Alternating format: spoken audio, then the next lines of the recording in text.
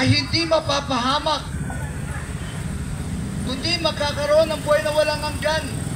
So ang dapat lang gawin ng tao, humingi ng tawad sa Diyos sa kanyang mga kasalanan at siya'y patatawarin at sumampalataya sa Panginoong Yesus upang siya ay maligtas. Ang sabi nito, sapagkat hindi sinugo ng Diyos ang anak sa sanlibutan upang hatulan ng sanlibutan, kundi upang ang sanlibutan ay maligtas sa pamamagitan niya. Mga kapatid,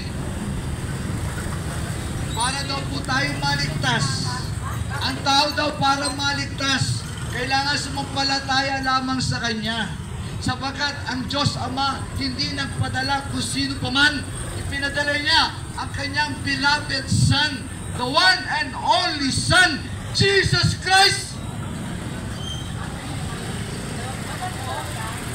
Mga kapatid, walang ibang anak ang Ama, kundi ang Panginoong Yesus, at ibinigay niya ito para sa iyo.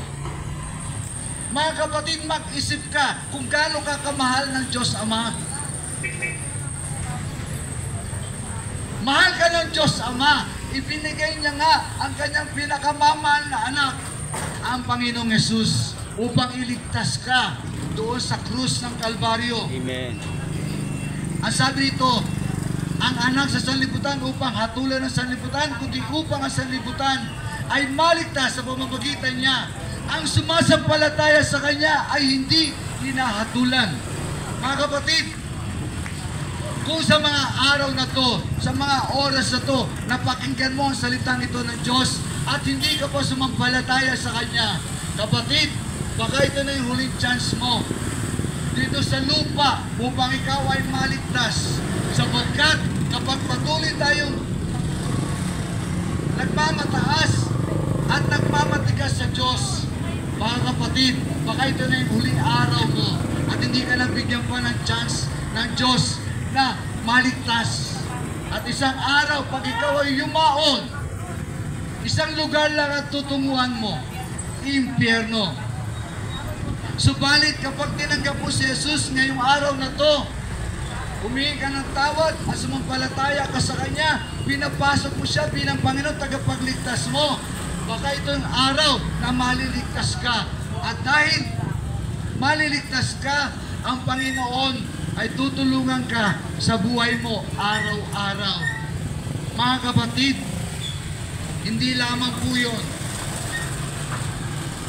Ang Panginoong Yesus ay muling babalik sa lupa. Ang sabi nito, at ito ang kahatulan na naparito ang ilaw sa sanlibutan at inibig pa ng mga taong kadiliman kaysa sa ilaw sapagkat masasama ang kanilang mga gawa. Mga kapatid, si Jesus daw ay ilaw dito sa madilim na sanlibutan. Tayo po lahat ay nasa kadiliman ng sanlibutan ito. Bakit madilim? Sapagkat nagahari dito ang kaaway na dyablo, nagahari dito ang kasalanan, nagahari dito ang sakit at karamdaman, nagahari ang kahirapan, nagahari ang kapigatihan, nagahari ang kasamaan sa mundong ito. Kaya isang araw sabi ng Ama, anak, pumunta ka doon sa lupa, magbigay ka ng liwanag sa kanila. At yung liwanag na yon ay ang Panginoong Yesus.